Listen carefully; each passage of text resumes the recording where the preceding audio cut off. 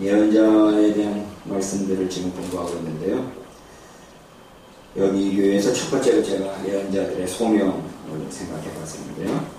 오늘은 예언자의 종류가 참 예언자와 거짓 예언자가 있다라는 걸로 한번 말씀을 생각해 보려고 합니다. 역사를 살펴보면 수없이 많은 예언자들이 나타났다가 사라지곤 했지만 그 중에는 거짓 예언자들이 들어 있었습니다. 성경 역시 거짓 예언자들에 대해서 다양하게 언급하고 있습니다.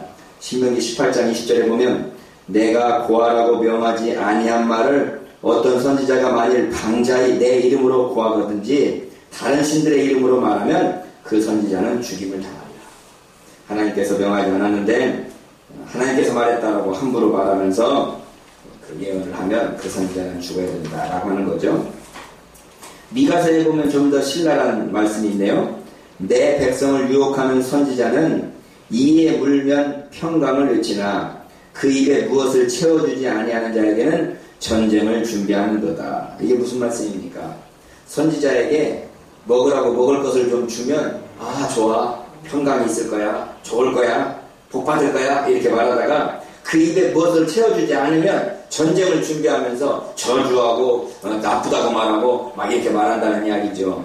인간의 마음이라는 게 좋은 말 해주면 좋고 나쁜 말을 하면 나쁘지 않습니까? 그러니까 선지자가 자기에게 주는 그 먹거리에 의해서 평강을 외치기도 하고 전쟁을 준비하기도 한다라고 하는 거죠. 미가서 3장 11절에 보면 좀 더 심각하게 말했네요. 그 두령은 뇌물을 위하여 재판하며 그 제사장은 삭슬 위하여 교훈하며 그 선지자는 돈을 위하여 점치면서 오히려 여호와를 의뢰하여 이르기를 여호와께서 우리 중에 계시지 아니하냐 재앙이 우리에게 임하지 아니하리라 하는도다. 여러분, 정치인들이 뇌물 위하여서 뇌물 때문에 일하고 재판관이 뇌물 때문에 재판한다. 제사장이 월급 받으려고 교훈하고 월급 받으려고 가르친다. 선지자가 돈 때문에 점친다. 이건 하나님께서 원하시는 그런 모습들이 아니다라고 하는 거죠. 그래서 성경의 많은 부분에 이 거짓 예언자들에 대한 이야기들이 많이 있습니다. 그 중에 한 가지가 이 에스겔 13장 3절에 보면 주 여호와의 말씀에 본 것 없이 자기 심령을 따라 예언하는 우매한 선지자에게 화 있을진저. 에레미야 23장 16절에 보면 그들의 말하는 묵시는 자기 마음으로 말미암은 것이요 여호와의 입에서 나온 것이 아니니라. 거짓 선지자의 특징이 뭐냐? 하나님께로부터 무언가 말씀을 받고 그 말씀에 의해서 하는 것이 아니라 자기 마음에서 우러나오는 자기 마음이 좋은 대로 자기 마음에 이끄는 대로 하게 된다는 거죠. 그러다 보니까 입에다가 뭘 쥐어주면 신난다고 평강을 말하지만 입에다가 뭘 아무것도 안 넣어주면 전쟁을 준비하는 그런 모습들이 되어지는 거죠. 그래서 성경에 보면 이런 거짓 예언자들에 대한 이야기들이 자주 나오고 자주 언급되고 있음을 볼 수 있습니다. 학자들은 이러한 거짓 예언자들이 등장하게 된 동기에 대해서 여러 가지 것들을 이야기하네요. 어떤 사람은 이게 그냥 가나안 종교의 영향을 받아서 이루어지지 않았냐 이렇게 말하기도 하고 하나님으로부터 진리의 말씀을 받지 못하였지만 특별한 경험을 통하여서 그것을 받은 것으로 착각했다고 설명하기도 합니다. 그러니까 하나님께서 그 말씀을 받은 건 아닌데 자기가 어떤 독특한 체험을 하고 난 뒤에 그 체험을 가지고 이 하나님께서 주신 체험인 줄 알고 착각하면서 스스로 하나님의 종이라고 생각하게 된다는 거죠. 그런가 하면 지위나 명성, 재물에 대한 욕심으로 말미암아 그들 자신을 백성들과 왕의 변덕을 채워주는 자들로 전락시켰다. 원래는 하나님의 종이었고 원래는 하나님의 말씀을 증거하던 자였는데 지위, 명성, 재물 이런 것들에 대한 욕심이 생기니까 백성들과 왕의 마음을 들게 하려고 왕의 마음을 맞게 하려고 자기 자신을 스스로 전락시켜서 좋아하는 말만 하게 됐다. 그런 이야기죠. 이 보수주의 신학자 중에 유명하다고 하는 에드워드 J. 영이라는 사람이 이런 말 했네요. 거짓 예언자가 등장하게 된 진정한 이유는 외부적인 환경에 있는 것이 아니고 인간 마음의 타락에 있다. 왜 거짓 예언자가 등장하게 되느냐? 인간 마음이 타락했기 때문에, 욕심이 이끌리기 때문에, 이것 때문에 거짓 예언자가 등장하게 되었다라고 하는 거죠. 거짓 예언자들에 대한 대표적인 이야기가 열왕기상 22장에 나타난다고 할 수 있습니다. 여기에 참 예언자인 미가야와 아합의 거짓 예언자들의 싸움이 묘사되어 있는데요. 아람과 이스라엘 사이에 전쟁이 없이 한 3년이 지났던 시기에 유다 왕 여호사밧이 이스라엘 왕 아합에게 내려가서 함께 무슨 교회라고 그러죠? 왕과 왕끼리 회담을 하게 됐습니다. 이 유다 왕 여호사밧은 여러분이 아는 것처럼 하나님을 섬기던 신실한 왕이었어요. 그런데 아합은 우리가 알고 있는 악명 높은 아합 왕 아닙니까? 그 아합 왕이 다시 아람 왕하고 전쟁을 하려고 하면서 여호사밧하고 함께 지금 그 회담을 하고 있는 겁니다. 그러면서 이 아합 왕이 길랏 라못을 치려고 하면서 여호사밧을 충동합니다. 우리랑 같이 아람을 같이 치자. 그랬더니 하나님을 신실하게 섬겼던 여호사밧이 이스라엘 왕에게 청합니다. 먼저 여호와의 말씀이 어떠한지 물어봅시다. 이 하나님 앞에 먼저 한번 물어보고 어떻게 하는 게 좋겠는지 한번 물어봅시다. 그랬더니 아합 왕이 전국에다가 명령을 내려서 선지자 400명을 모읍니다.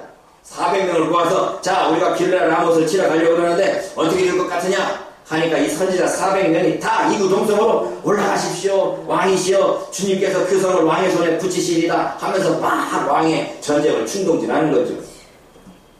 400명이 다 한마디씩으로 똑같이 하니까 여호사밧이 좀 미심쩍어서 이 아합 왕에게 말합니다. 이 위에 우리가 물을 만한 여호와의 선지자가 여기 있지 아니합니까? 라고 물으니까 아합이 대답하기를 이물라의 아들 미가야 한 사람이 있는데 저로 말미암아 여호와께 물을 수 있으나 저는 내게 대하여 길한 일은 예언하지 아니하고 흉한 일만 예언하기로 내가 저를 미워하니라 라고 대답하는 거죠.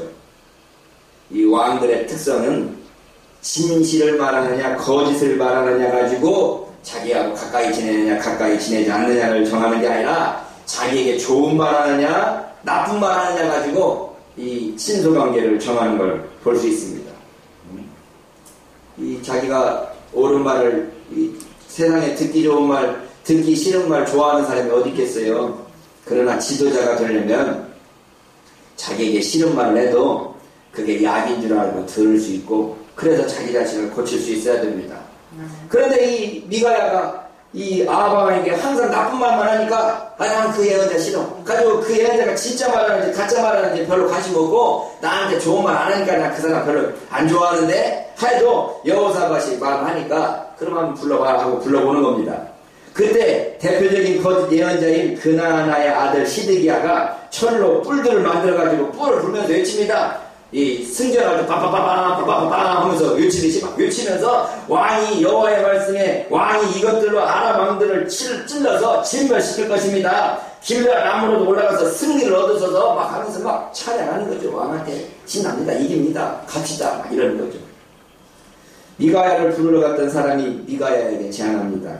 여보, 선지자들이 그 말이 성경에 보니까 여출일구하여 나오는 말들이 다 똑같아가지고 왕에게 긴하게 예언하고 있으니까 너도 저 사람들 말처럼 똑같이 왕에게 긴하게 말해라. 이 선지자를 찾아갔던 사람이 이 선지자를 생각해서 말하는 거 아니겠어요?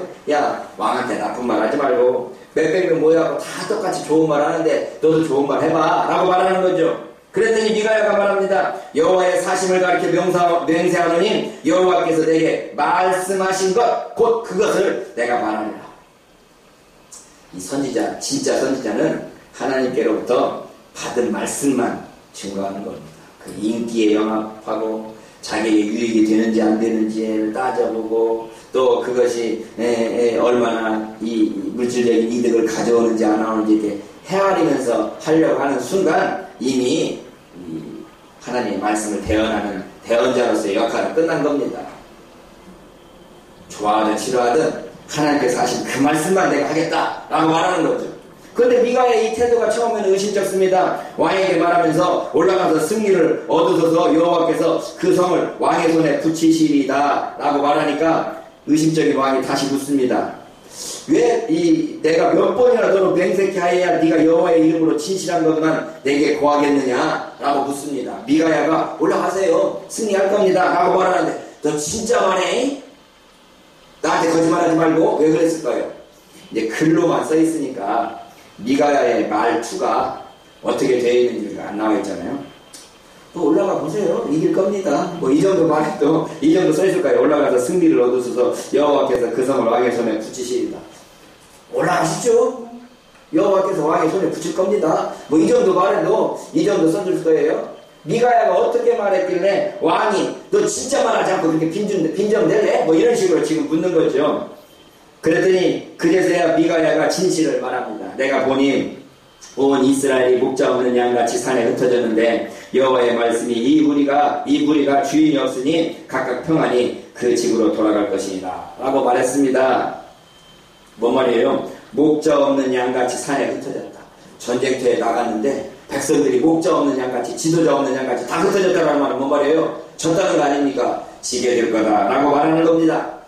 이 말을 들으니까 왕이 노발대 말합니다. 이 선지자가 예언자가 질 것 같습니다 라고 말하면 그래? 그럼 어떻게 준비해야지? 이렇게 물어보는 게 아니라 뭐 내가 진다고? 내가 질 수 있어? 이래가면서 노발대발하면서 이 미가야에게 호통을 치는 겁니다. 이 정치인들은 보면 언제든지 진실을 듣기를 원합니다 라고 말하면서 실제로 진실을 말해주면 분노를 바랍니다.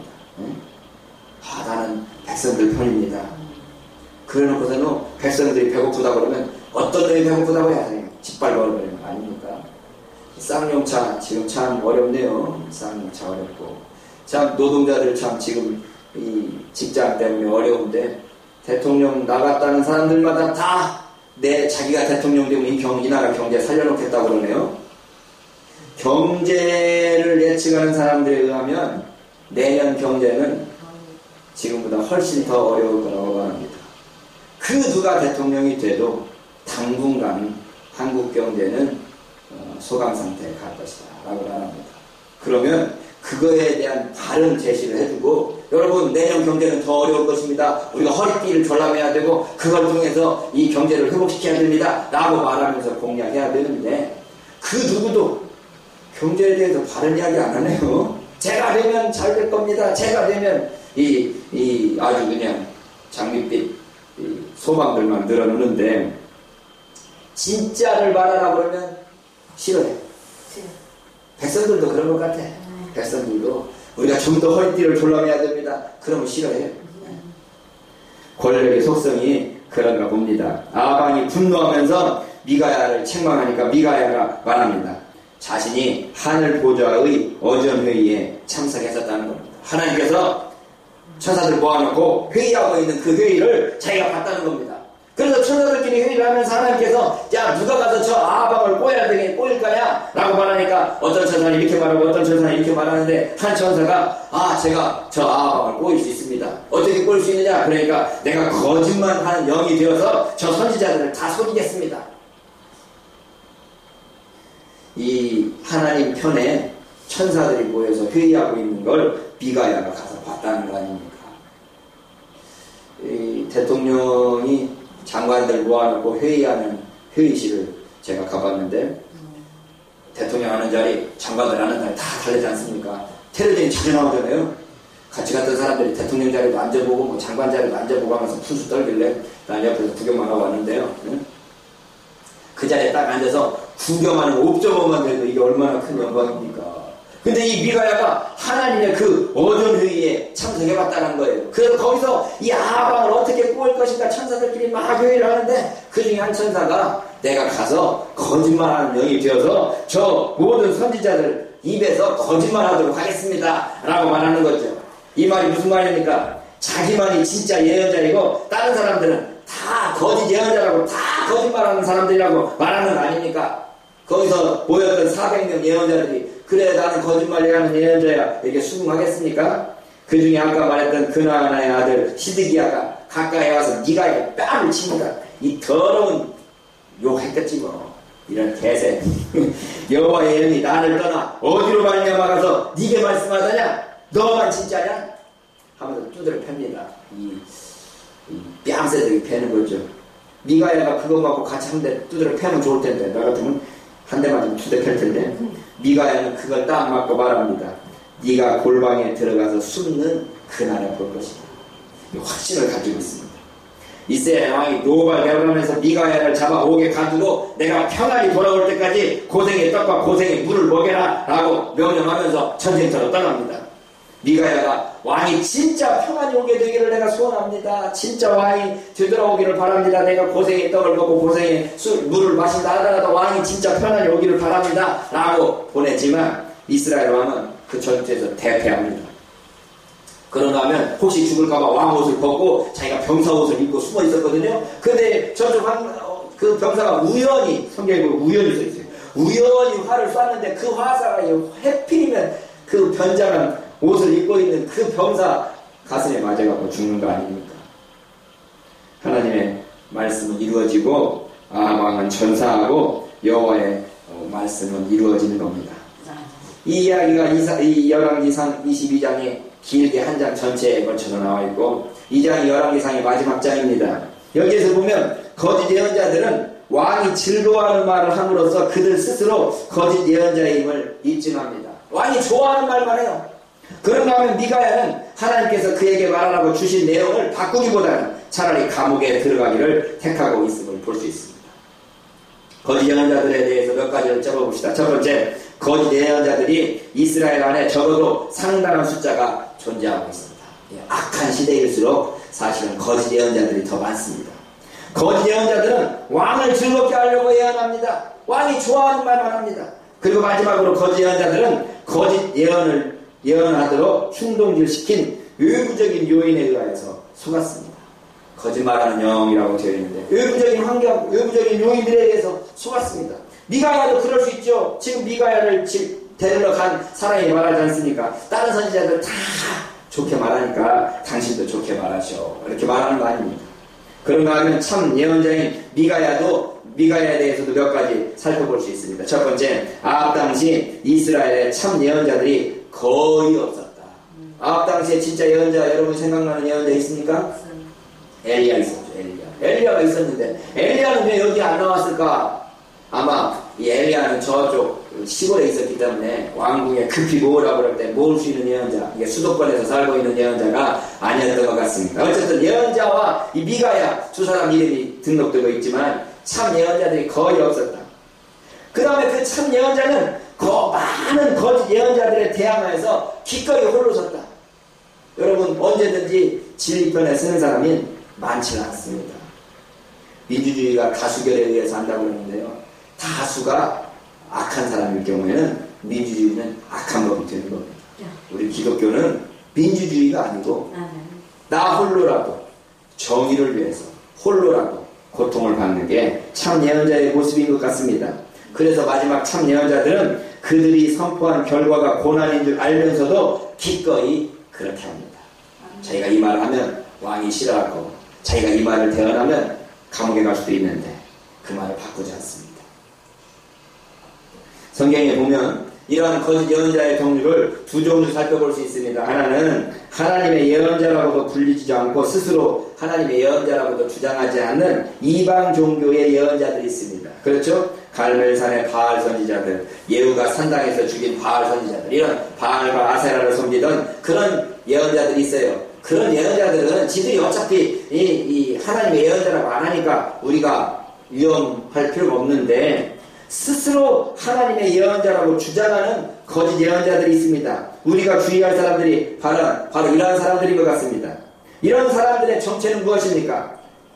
참 예언자들은 메시지를 하나님으로부터 받은 반면 거짓 예언자들은 그렇지 않았습니다. 하나님으로부터 메시지를 받지 않았어요. 아까 살펴본 것처럼 자기 마음에서 우러나오는 대로 하나님의 말씀을 전했습니다. 참 예언자들은 특별히 하나님에 의해서 그들의 사역으로 부름을 받았지만 거짓 예언자들은 그렇지 않았습니다. 자기의 이익을 위해서, 자기의 명예를 위해서, 자기의 무언가의 도움을 받기 위해서 왕이 좋아하는 것, 권력자들이 좋아하는 것, 이익을 위해서 움직였던 것을 볼 수 있습니다. 그러면 거짓 예언자들을 구분하는, 어떻게 하면 거짓 예언자인지 참 예언자인지 구분할 수 있겠습니까? 아마 가장 중요한 것은 복수를 행하지 아니하는 거다라고 말할 수 있을 겁니다. 이 정치고 이런 것들을 하지 않았다. 메시지 성격을 보면 거짓 예언자들을 구분할 수 있습니다. 거짓 예언자들은 백성들이 기뻐하는 메시지를 전한 반면 참 예언자들은 그들이 듣기를 원하든 원하지 않든 간에 하나님께서 원하시는 심판에 대해서, 회개에 대해서 외쳤던 것을 볼 수 있습니다. 그들은 심판에 대해서 말하지 않는 거짓 선지자와 달리 평강과 평화에 대해서 말하였던 것입니다. 예언자들의 성품은 거짓 예언자들은 거짓말하고 속이고 취하며 참 예언자들은 가장하며 참 예언자처럼 가장하였지만 참 예언자들은 자기 자신들이 가지고 있는 삶의 그 고결성, 도덕성으로 자기 자신의 예언이 진짜인 것을 보여줬던 것을 볼 수 있습니다. 그런가 하면 참 예언자는 극심한 손해와 고난을 기꺼이 견딥니다. 예언했던 것 때문에 왕에게 미움을 받고, 예언했기 때문에 예레미야 같은 경우는 그 구덩이에 갇히고 두드려 맞고, 이런 일들을 심지어 죽임을 당하는 한이 있더라도 극심한 손해와 고난을 기꺼이 견디는 것을 볼 수 있습니다. 메시지는, 참 예언자의 메시지는 하나님의 율법이나 다른 참 예언자들이 전한 메시지와 조화를 이룹니다. 그래서 이 도덕적으로나 윤리적으로 율법과 어울리는 거죠. 그런가 하면 마지막으로 결정적인 건 예언자가 예언한 미래의 사건들이 그 당시에 성취될 수 있었으며 또한 성취되었는가의 예언 여부가 이게 진짜 예언자인지 가짜 예언자인지를 구분할 수 있습니다. 그렇게 말했는데 그 예언이 성취되지 않으면 이건 예언자로 갈 수가 없는 거죠. 그 예언자가 성취되어야만, 그 예언한 것이 성취되어야만 이게 진짜 예언자라고 인정받을 수 있을 겁니다. 요나가 싸운 게 바로 그거죠. 우리가 요나서를 볼 때 살펴보겠지만 요나는 자기가 진짜 예언자로 알고 진짜 예언자인데 자기가 니느웨 성에 가서 회개하라. 너희들이 회개하지 않으면 이 멸망, 이 니느웨 성이 40일 뒤에 멸망할 거다라고 선포를 했는데 만약에 회개해버리면 자기가 선포한 그 선포가 진짜가 돼요, 가짜가 돼요? 가짜가 되는 거예요. 그래서 요나는 회개하라는 말을 절대 안 씁니다. 40일 뒤에 이 성이 멸망할 거라고 선포하지 회개라는 말 안 해요. 회개하라는 말 안 해요. 너희들은 회개하지 말고 그냥 40일 뒤에 멸망해 라고 하는 거죠. 근데 하나님께서 그 백성들이 회개하는 모습을 보고 성을 안 무너뜨리는 거예요. 그러니 요나가 그 앞에서 지켜보면서 하나님 한번 봅시다. 내가 지금 분명히 당신이 나한테 이 성 멸망한다고 말하라고 해서 난 그렇게 말했는데 멸망하지 않는가 한번 봅시다 하고 지금 지켜보는 겁니다. 자기가 참 예언자가 되느냐 거짓 예언자가 되느냐의 출발점이 뭐냐, 그 자기가 말한 그 예언이 성취되느냐 성취되지 않느냐였기 때문에 요나는 자기가 참 예언자로서 자기의 말씀이 성취되기를 기대했던 것을 볼 수 있습니다. 때때로 예언자들이 기적에 의해서 자기 예언이 하나님으로부터 온 것인 것을 증명하기도 하지만 이 기적이 때로는 거짓 적그리스도나 하나님의 대적자들인 마귀 사탄에 의해서도 이루어질 수 있기 때문에 기적에 의한 권위가 반드시 기준이 되지는 않을 것입니다. 어쨌든 이 모든 거짓 예언자들과 참 예언자들을 구분할 수 있는 구분은 누가 하는 겁니까? 이 듣는 청중들이 합니다. 저게 진짜 예언자인지 가짜 예언자인지를 누가 구분하는 거면 듣는 청중들이에요. 그러면 청중들, 관찰자에게 가장 중요한 게 뭐냐 하면 영적 분별력이 필요할 것 같습니다. 이 예언자가 진짜인지 가짜인지, 정말 하나님 편에서 신실한 종인지 신실치 않은 종인지를 스스로 평가할 수 있는 영적 분별력이 필요할 것 같아요. 우리 그리스도인이 하나님의 백성으로서 하나님을 섬길 때 중요한 덕목 중에 하나가 뭔가 하면 이 영적 분별력입니다. 정말 진짜인지 가짜인지, 하나님 편인지 하나님 편이 아닌지를 구분할 수 있는 영적 분별력을 갖추는 게 중요합니다. 아멘. 주의 종들이 한국교회에도 수없이 많이 있지만 공식적으로 몇만 명, 5만 명, 6만 명 정도 된다고 해요. 5만 명, 6만 명들은 수없이 많은 주의 종들이 있지만 그 종들이 과연 하나님의 종인지 아닌지를 청중들이 구분할 수 있는 분별력이 있어야 돼요. 그런데 청중들조차 스스로 이 거짓 예언자들하고 똑같이 부를 추구하고 이익을 추구하고 자기의 어떤 영광과 영예를 추구하다 보니까 하나님 말씀을 사모하기보다는 자기 입맛에 맞은 말씀들을 쫓아가는 것이 얼마나 많습니까? 가장 중요한 것은 우리들 자신의 영적인 분별력입니다. 하나님의 뜻을 분별할 수 있고 하나님의 종들을 분별할 수 있는 분별력이 필요한 겁니다. 아멘. 구약성경에 이렇게 거짓 예언자와 참 예언자가 있었다면 신약성경의 예언자들도, 신약성경의 사도들도, 신약성경의 사역자들도 거짓 사역자들과 참 사역자들로 나눌 수 있을 것 같습니다. 오늘 본문에 사도들과 거짓 사도들의 분별력도 비슷한데, 오늘 본문에 바울이 자신의 사도됨을 변명하고 증명하는 것들을 통해서 우리가 어떤 사람이 진짜 참 목자이고 거짓 목자인지를 구별할 수 있는 기독교적인 시각을 가지는 게 필요할 것 같습니다. 오늘 본문의 앞부분은 바울 자신이 받은 계시의 내용을 말하고 있습니다. 내가 14년 전에 하늘에 이끌려간 사람을 아는데 그 사람이 세 번째 하늘 올라갔다. 낙원으로 이끌려가서 말할 수 없는 말을 들었다. 이게 누구냐? 이게 자기 자신에 대한 이야기를 3인칭으로 이야기하고 있는 거죠. 하늘의 영적인 세계를 바라보았던 그것들을 이야기합니다.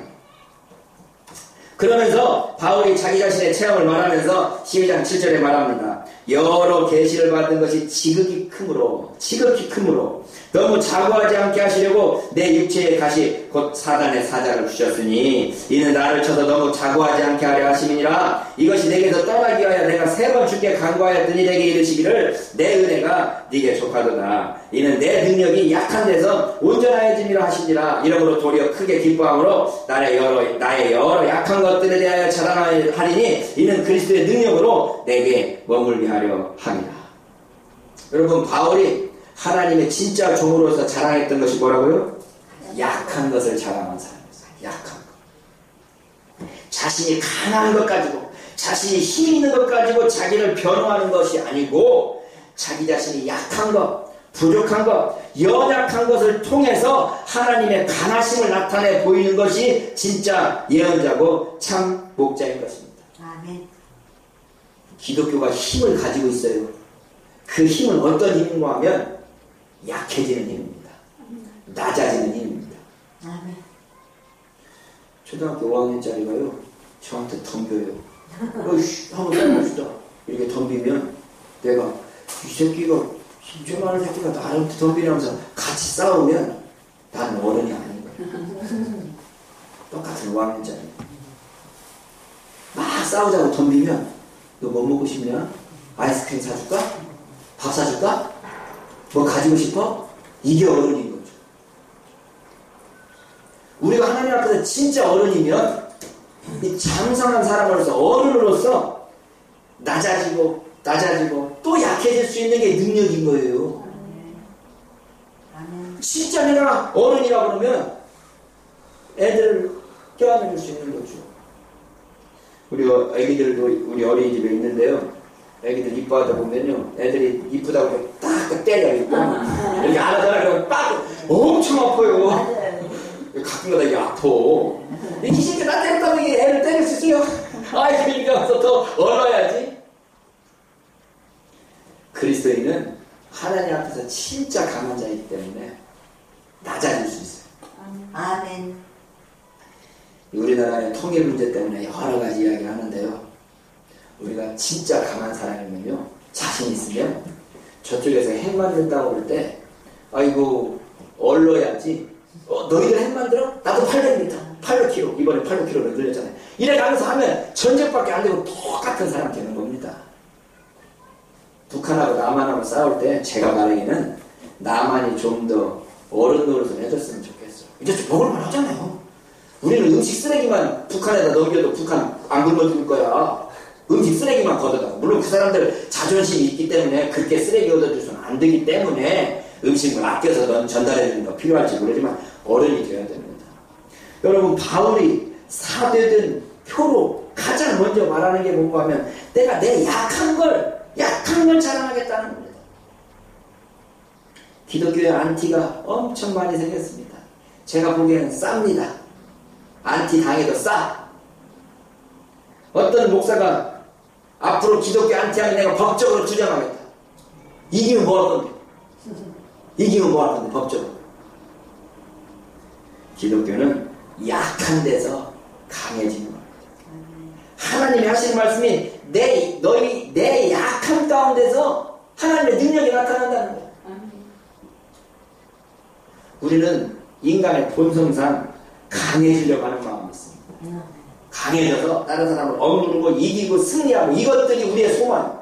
예수 믿는 사람들도 그래서 꼭 하는 말이 승리하세요. 승리하세요. 승리해야 되죠. 어떻게 승리하냐? 약해짐으로, 낮아짐으로. 심지어 주님께서 하신 말씀대로 십자가에서 못 박혀 죽음으로 승리하는 게 기독교적인 승리입니다. 힘을 가지고, 돈을 가지고, 물질을 가지고, 권력을 가지고 우리를 대적하는 사람들 다 죽여. 이건 십자군이었죠.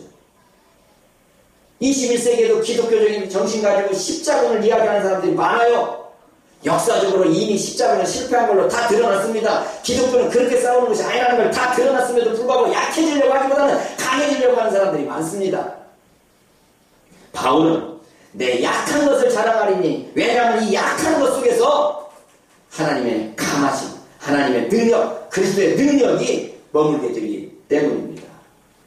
우리가 진짜 예언자, 참된 예언자가 되려면 약해지는 모습, 낮아지는 모습, 이게 우리 그리스도인들의 참된 승리의 비결이고 참된 하나님의 종된 비결일 수 있습니다. 아멘. 바울이 이어서 말합니다. 그러므로 내가 그리스도를 위하여 약한 것들과 능력과 궁핍과 핍박과 곤란을 기뻐하노니.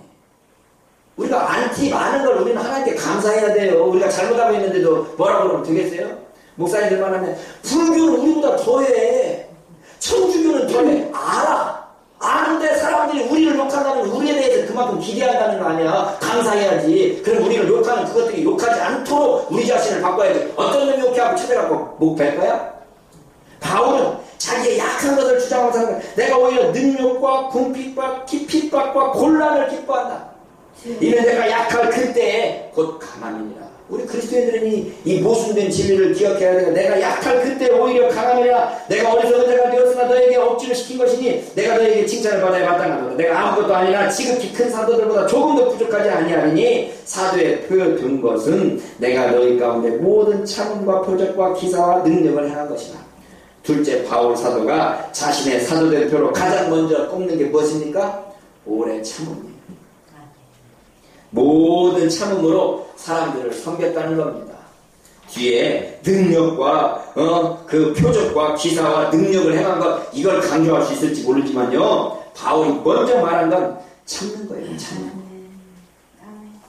저도 한참 은혜 받고 폴짝폴짝 뛸 때는요, 찬송가 가사를 바꿔야 된다고 했어요. 성도의 신앙 본받아 원수도 사랑하겠네. 인자한 언어 행실로 이 신앙 전파하리라. 그럴 때 인자한 언어 행실로 어떻게 복음을 전파해? 성령의 능력과 권세로 이 신앙 전파하리라. 이 가사를 바꿨어. 성령의 능력과 권세로 이 신앙 전파하리라. 이 더러운 귀신들 불러가 이러면서 막 죽여버리려고 막 했는데, 세월 지나가면서 보니까 이 찬송 참 믿음의 선배들이 쓴 찬송이에요.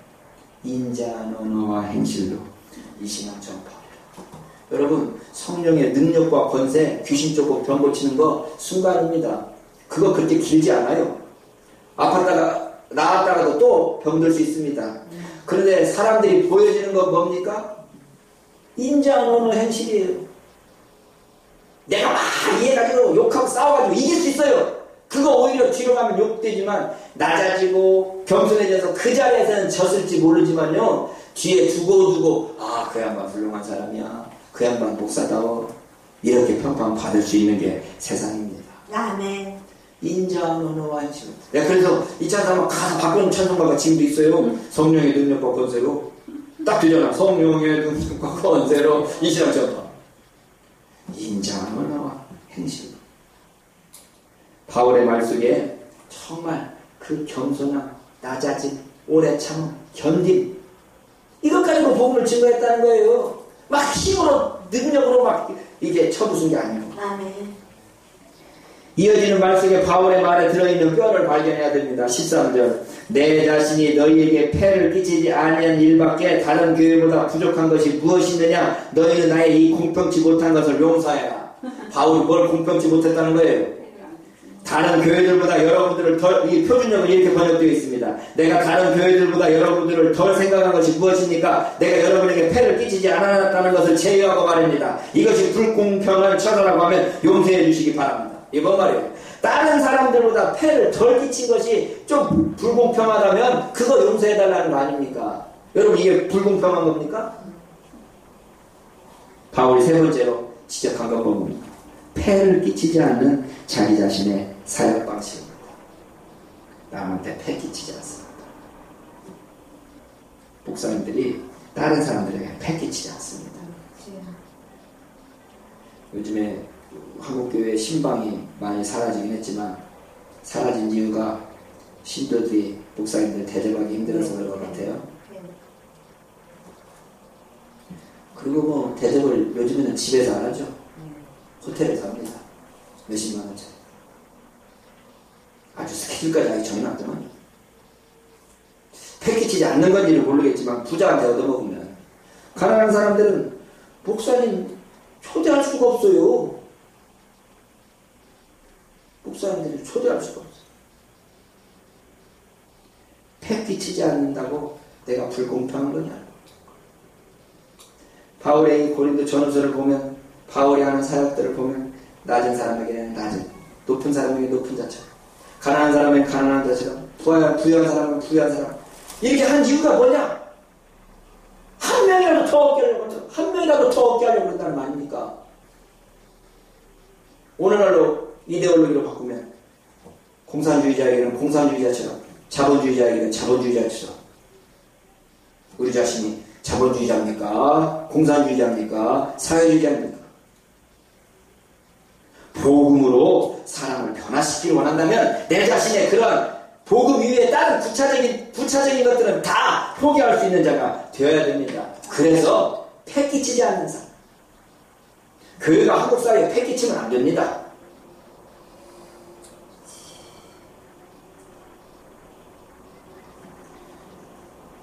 (14절에) 보면 보라 이제 세 번째 너에게 가기를 예비하였으니 너에게 폐를 끼치지 아니하리라. 내가 또 가겠지만 너희한테 폐 끼치지 않겠다.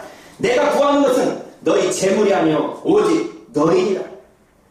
바울이 자기 자신이 진정한 사역자로 표현한 것이 무엇입니까? 재물이 아니라 사람을 구하는 자세로 일하고 있습니다. 재물이 아니라 사람을 구하는 자세. 강북에서 목회하시다가 강남으로 이사간 목사님이 저한테 와서 막 자랑을 하시면서 하시는 말씀이 홍사도 강남으로 와. 강북에 100명 모인 헌금하고 강남에 100명 모인 헌금하고는 3배, 4배 차이 나. 그러더군요. 재물입니까? 사람입니까? 같은 100명인데 강북의 100명하고 강남의 100명의 헌금이 틀리기 때문에 강남으로 오라. 시골교회는 어떻게 해야 될까요? 아니 저쪽 헌금도 내지 못하는 선교사들의 사역은 어떻게 해야 될까요? 선교사들한테 알량한 선교비 조금 주면서 선교사가 내 말 안 듣고. 재물이 아니라 사람을 구하는 자세로 일했던 것이 바울이었습니다. 그러면서 15절에 말합니다. 내가 너희 영혼을 위하여 크게 기뻐함으로 재물을 허비하고 또 내 자신까지 허비하리니 너희를 더욱 사랑할수록 나는 덜 사랑을 받겠느니라. 자기 자신을 허비하고 또 허비하고 물질을 허비하고 시간을 허비하고 자기의 모든 것들을 허비하면서도 그 한 사람을 얻기 위해서 힘썼다라고 하는 겁니다. 바울이 여기에서 말하는 이 바울의 이 삶의 모습을 살펴봅시다. 바울의 삶을 통해서 참 목자가 어떤 모습으로 사역을 해야 하는가를 알 수 있지 않습니까? 거짓 예언자와 참 예언자가 구분되었던 것처럼 오늘날도 거짓 사역자와 참 사역자가 구별됩니다.